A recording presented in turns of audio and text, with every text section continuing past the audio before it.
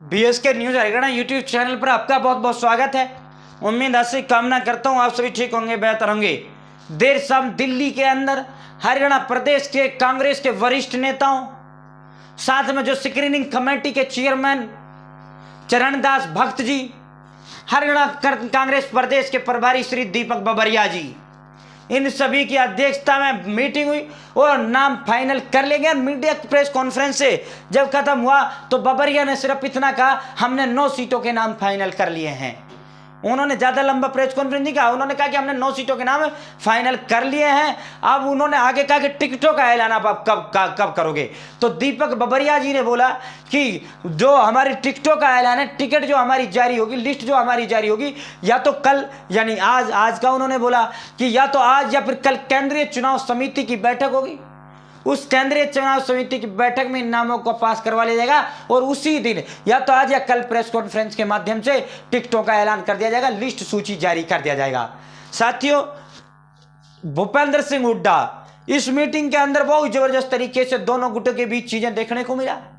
कुमारी शैलजा या एसआर के जो ग्रुप है उनकी तरफ से कहा गया कि रोहतक से चौधरी भूपेंद्र सिंह हुड्डा चुनाव लड़ें। साथियों, क्यों कहा गया, उनके पीछे क्या तर्क था, पूरा विस्तार पूर्वक बताएंगे और कौन कौन से नाम ये फाइनल किए गए ये देख लो भाई। थोड़ा पहले तथ्य कभी आपके अपने पास से लाता नहीं भाई। ये यहाँ जो है रोहतक से दीपेंद्र का नाम तय कर लिया गया, सिरसा से शैलजा का नाम तय है, हिसार से चंद्र बिश्नोई को मैदान में उतारने की सिफारिश है। अगर इन तीनों को टिकट मिलता है, ये तीनों चुनाव जीतने में सक्षम है। कांग्रेस ये तीनों सीट चुनाव में निकाल सकती है। चौथा सीट इनका सोनीपत का है, उसको भी सोनीपत को भी ये जीत सकते हैं। अगर गुटबाजी अंदर खाने कांटा निकालने की राजनीति कांग्रेस की तरफ से नहीं की गई एक दूसरे ग्रुप के खिलाफ। चंद्रमोहन बिश्नोई हिसार से अगर उनको टिकट मिलता है, रणजीत चौटाला, सुनैना चौटाला, नैना चौटाला पर्ची बिगाड़ेंगी। नैना बिगाड़ेगी कम से कम 50,000 पर्ची और 50 ज्यादा सुनैना बिगाड़ेगी, 70 बिगाड़ दी। टोटल जाटों की कितनी 32%। 32 में रणजीत ले लेगा 50-60 हजार या 1 लाख चढ़ जाएगा। ठीक है भाई, ज्यादा से ज्यादा जब एक नारा गूंजेगा। ठीक है, फिर भी चंद्रमोहन को वोट मिलेगा। भजनलाल परिवार को आसानी से जाट वोट नहीं कास्ट करता, फिर भी जो 1 लाख वोट रणजीत को चला गया। तो बाकी जो 68% मतदाता है वो नॉन जाट है और वो रणजीत को कतई नहीं पसंद करता, वो चौटाला परिवार को तो बिल्कुल कतई पसंद नहीं करता। तो अगर यहां हुड्डा ने खेला नहीं किया या जो ग्रुप भी इनका है, जिस ग्रुप से शैलजा ग्रुप से आते हैं, या कांग्रेस ने आपस में कांटा निकालने की रणनीति ना की, तो चंद्रमोहन बिश्नोई सांसद बन सकते हैं। क्योंकि हुड्डा ग्रुप से जयप्रकाश का भी अपना प्रभाव है, चौधरी संपत सिंह का प्रभाव, सभी सीटों पे हुड्डा ग्रुप का बड़ा जबरदस्त प्रभाव हिसार लोकसभा के अंदर है। तो साथियों, इसका जो है रणजीत चौटाला और हुड्डा साहब की यारी आप सभी को पता हो। तो टिकट के बाद भी कह रहे मेरी दोस्ती है, मेरी यारी है उससे, और वो हमेशा रहेगा, वो कांग्रेस में बीजेपी में।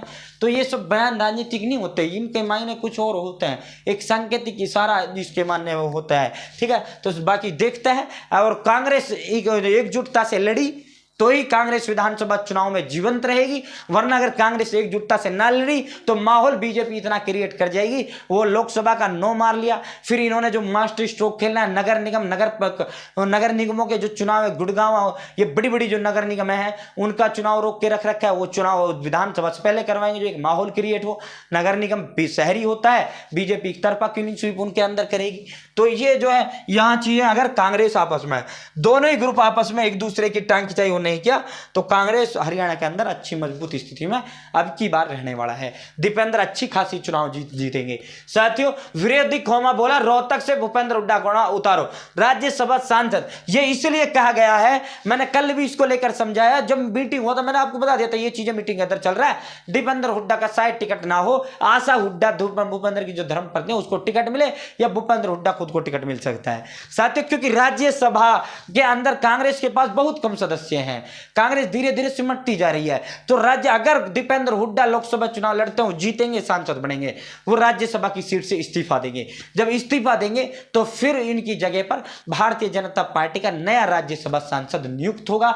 अभी राज्यसभा के इनके कार्यकाल में 3 साल हैं, 2026 तक दीपेंद्र हारे जीते सांसद तो रहना ही है। तो साथियों, इसलिए उन खेमा का कहना है कि भाई जो है दीपेंद्र राज्यसभा सदस्य 2026 तक उनका कार्यकाल है।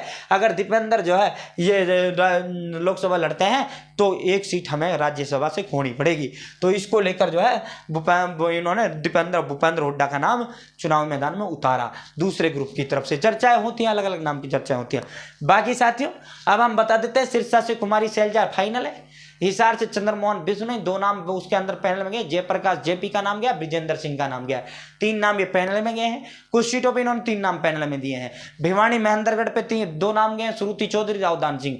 अब हाईकमान जिसको चाहेगा उसको टिकट दे देगा। साथियों, गुरुग्राम के अंदर रावदान सिंह का नाम फिर डाला गया है, कैप्टन अजय सिंह यादव। अब इसमें ऐसा हो सकता है अगर श्रुति को वहां से उतार दे तो रावदान सिंह को यहाँ दे देंगे, अगर रावदान को दे दिया तो फिर गुड़गांव से किसी नए को देंगे, क्योंकि यादव बहुल इसमें भी यादवों की संख्या अच्छी खासी है। और दूसरा राव नरबीर जो बड़े कद्दावर गुड़गांव लोकसभा के अंदर नेता है, उनकी जो लड़की है वही रावदान सिंह के लड़के के घर में है, तो इसीलिए वो जो है यहाँ से कोशिश ट्राई मारता है। तीसरी जो है उसके लिए प्लस पॉइंट है, मेवात जो है लगभग 21% मतदाता गुड़गांव सीट पर, पिछली बार 34% मत प्राप्त किए उन्होंने कैप्टन अजय यादव, लगभग 5.5 लाख लिए, जिसमें से 4 लाख प्लस वोट मेवात ने दिए। वो कांग्रेस का परंपरागत वोट बैंक है, वो मुस्लिम वोट बैंक है, वो अब की बार भी मेवात कांग्रेस को ही वोट करेगा, तो उनका परंपरागत वोट बैंक है। तो इसीलिए यहां से जो है सिरसा से शैलजा, हिसार से चंद्रमोहन, भिवानी महेंद्रगढ़ से इनका, करनाल में मराठा वीरेंद्र का नाम आ गया। और अगर करनाल से मराठा वीरेंद्र को टिकट मिलता है तो खट्टर साहब के पसीने छुड़ाने में वो कामयाब होंगे।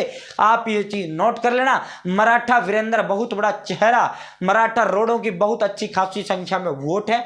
और दूसरा इसके साथ जो गरीब तबका किसी भी जाति का है, वो गरीब तबका जी जान बम पर वोटिंग जो है मराठा के लिए करेगा। मराठा चुनावी मैदान में जबरदस्त टक्कर खट्टर साहब को देंगे। अगर इन्होंने दे दिया कुलदीप शर्मा के पुत्र को या कुलदीप शर्मा को, तो पिछली बार तो देश में दूसरे नंबर की बुरी हार हुई है, आपकी बार पूरे देश में सबसे बड़ी हार कुलदीप शर्मा की करनाल लोकसभा से होगी। अगर इन्होंने ये हुड्डा ग्रुप से हैं, हुड्डा ग्रुप ने वीटो ना लगाया तो कांग्रेस के पास जो है 4 से 5 सीटें जीतने का अवसर है।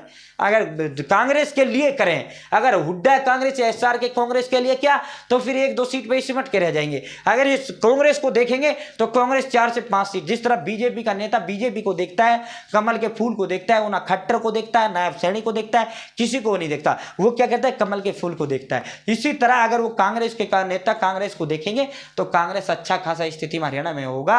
अगर कांग्रेस यहाँ ये भी तो गुटबाजी कर दिया, बीजेपी में निकाल देते हैं, यहाँ गुटबाजी किया कोई दिक्कत नहीं है, और बढ़िया वो होगा, उसकी तरफ से संरक्षण दिया जाता है। तो साथियों, ये कुछ नामे थे। फरीदाबाद में विजय प्रताप का नाम फाइनल कर लिया गया है। करनाल हमने बता दिया, कुरुक्षेत्र इनका सीट उनके लिए चला गया है। वहीं वरुण मुलाना अंबाला से लगभग फाइनल कर लिए गए हैं, क्योंकि कुमारी शैलजा सिरसा से चुनावी मैदान में उतरेंगी।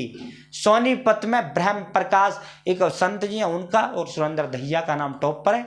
आज या कल में ये लिस्ट सूची जारी कर दी जाएगी। बहुत बहुत धन्यवाद। चैनल सब्सक्राइब जरूर करें। जय हिंद, जय भारत।